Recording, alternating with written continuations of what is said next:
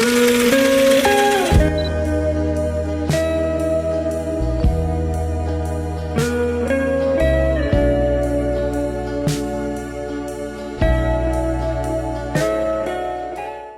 dari kelompok 6 akan menjelaskan terkait pengertian Gen Z, karakter Gen Z, serta topik. Membahas topik utama kita kerja, ideal versi Gen Z. Dan ada juga wawancara singkat terkait topik kerja ideal versi Gen Z dan ditemani juga dengan narasumber. Ingin tahu siapa narasumbernya? Tonton sampai selesai. Video ini untuk menemukan jawabannya.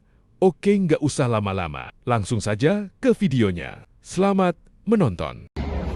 Generasi Z atau Gen Z adalah kelompok demografis yang lahir antara tahun 1997 sampai dengan 2012.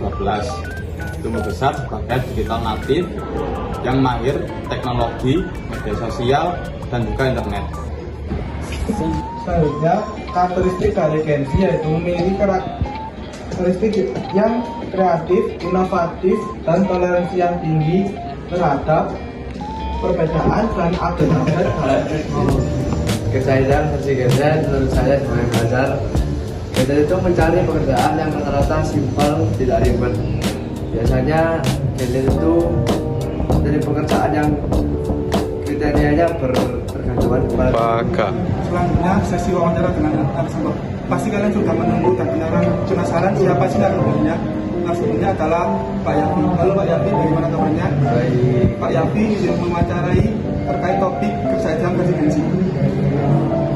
Pak Yafi. Pak Yafi kan termasuk Gen Z, gen yang lahir pada perkembangan teknologi. Pastinya setiap gen memiliki karakteristik berbeda yang mempengaruhi dalam kerja ideal masing-masing. Nah, menurut Pak Yafi sendiri, bagaimana sih kerja ideal versi Gen Z menurut Pak Yafi sendiri? Oke, kerja ideal bagi para Gen Z nih. Nah, biasanya para Gen Z ini pinginnya kerjanya nih online, biasanya WFH, work from home, ya terus biar juga jam kerjanya nggak monoton. Jadi ya kita pinginnya di hari ini jam kerjanya jam segini, ya kita masuknya jam segitu. Nah, kebanyakan Gen Z ya pengennya seperti itu. Dan juga biasanya kalau dari work from home or yang lainnya itu lingkungannya juga lebih sedikit dan lebih rapet dan enggak ya yang muluk-muluk. Kalau menurut saya sih kerja itu lingkungan sehat pasti dan kerja sesuai passion. Oke, selanjutnya pertanyaan selanjutnya. Mengapa banyak Gen Z menganggap fleksibel waktu dan tempat kerja sebagai bagian dari kerja ideal? Kebanyakan juga Gen Z ini punya punya hobi yang dijadiin kerjaan juga. Nah, sebenarnya ya Gen Z juga nggak mau terlalu terikat dengan waktu lah, karena untuk waktu-waktu tertentu kita juga bisa ngisi waktu luang itu buat jadi uang juga. Oke, pertanyaan selanjutnya, apakah kerja ideal versi Gen Z selalu harus sesuai passion? Nah, kalau menurut saya, kebanyakan Gen Z juga pinginnya pastinya kebanyakan sesuai dengan passion kita,